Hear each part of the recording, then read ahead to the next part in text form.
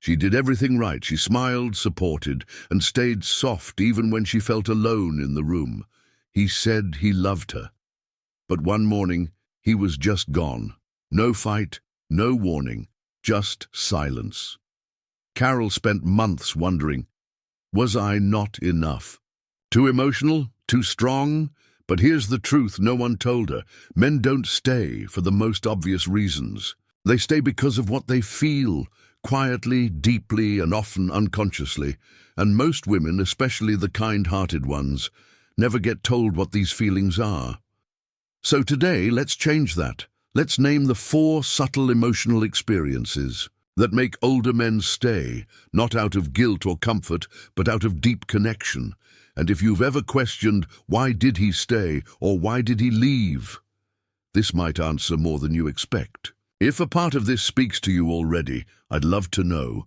Leave a soft, "This hit home" in the comments. Let's walk through them together. One of these might just be the reason he pulled away, without ever telling you why. He didn't need a perfect woman. He needed to feel needed in a way that made him feel essential, not replaceable, not just appreciated, but relied on. When Carol finally opened up, not with demands, but with vulnerability, he showed up stronger than she'd ever seen. She said, "I used to think asking for help made me weak, but I see now.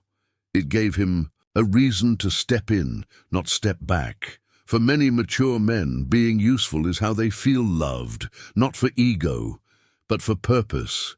You've worked hard to become self-sufficient. You've raised kids, built a life, maybe even rebuilt yourself after a heartbreak. So it makes sense. You're proud to show you don't need a man to survive. But here's the secret no one tells you. A man over 50 doesn't want to be needed for survival. He wants to be needed for significance. When a woman insists on doing everything on her own, carrying the groceries, fixing the sink, managing every little detail, he doesn't see strength. He sees a wall, and it quietly whispers to him, "There's no room for you here." One woman I worked with, Mary, shared something powerful. She said, "I asked him to fix the cabinet door, not because I couldn't, but because I wanted to see him light up again." And he did. Not because of the cabinet, but because someone finally let him matter. Letting a man feel needed isn't about playing weak. It's about allowing space for his supportive presence to show up, to uplift, to provide, to contribute. When you ask for his help with something simple, when you say, "I'd love your opinion on this," you're not giving up your independence. You're giving him a reason to stay connected. Because men don't fall in love with a checklist. They fall in love with how they feel when they're around you. Let him feel like he brings something valuable to your life, and he'll bring even more. You know what's easy to forget after 50? That the small things still matter. He brings you coffee without asking. He remembers how you like your eggs. He makes sure your gas tank isn't on empty. And sometimes you say nothing, not because you're ungrateful, but because you've gotten used to it. But here's the truth. When a man's efforts go unnoticed, he starts to wonder, why bother? Men rarely ask for praise, but inside they're wired to crave acknowledgement. And when you don't respond, not even with a smile or a simple thank you, he doesn't feel strong or steady. He feels invisible. I once worked with a woman named Carol. She told me, "I never realized how much it meant to him when I said thank you. One morning I told him, 'Thank you for remembering my coffee.' And you'd think I handed him a medal. He started doing it every single day with a grin." Appreciation isn't about flattery, it's about presence. When you notice what he does and say it out loud, you're telling him, "You matter, I see you." And that lights him up in a way no fancy dress ever could. So don't save your words for birthdays or holidays. Use them in the quiet moments, because when a man feels appreciated, he'll give you even more reasons to appreciate him. Sometimes the right "thank you" is the most loving thing you can say.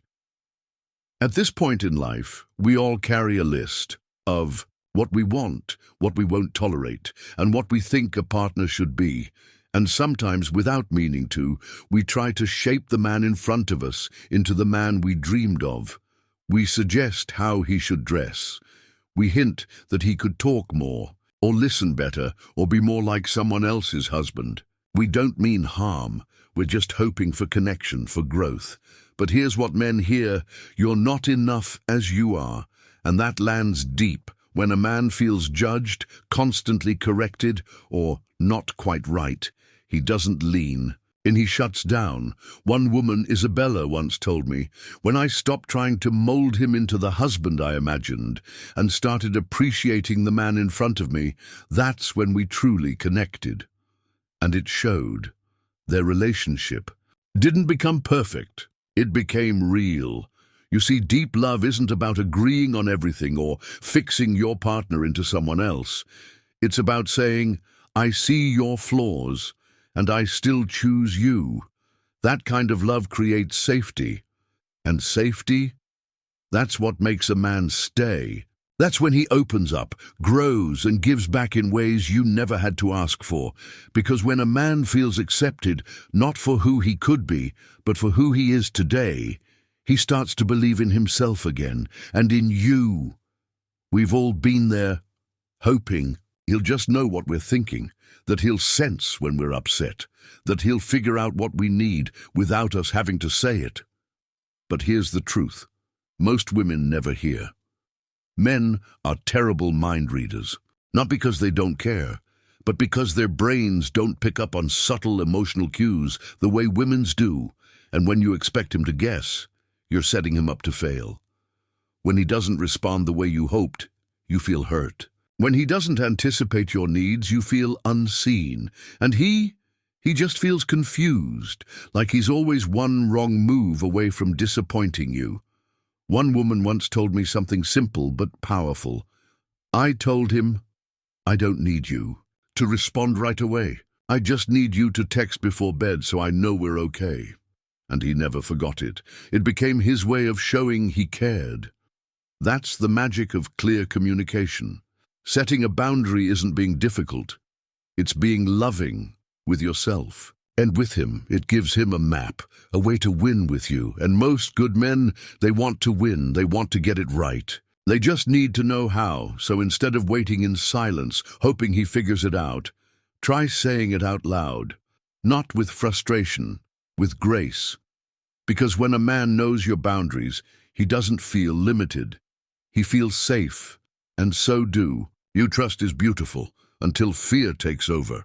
That's when we start checking his phone, asking too many questions, needing constant reassurance about where he is, who he's with, what he's doing. You might call it love or concern.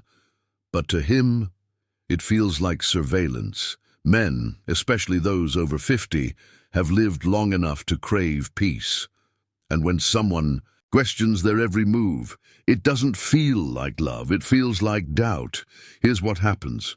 The more you try to hold on tightly, the more he pulls away. Not because he's hiding something, but because no man wants to feel like he's always on trial in his own relationship. One woman shared with me a powerful shift. Instead of asking, "Where were you?" I started saying, I can't. Wait to hear how your day went." And everything changed. He started opening up more, not less. Why? Because trust invites connection. Control suffocates it. Giving a man space isn't giving up. It's saying, I trust you enough to let you show up on your own terms.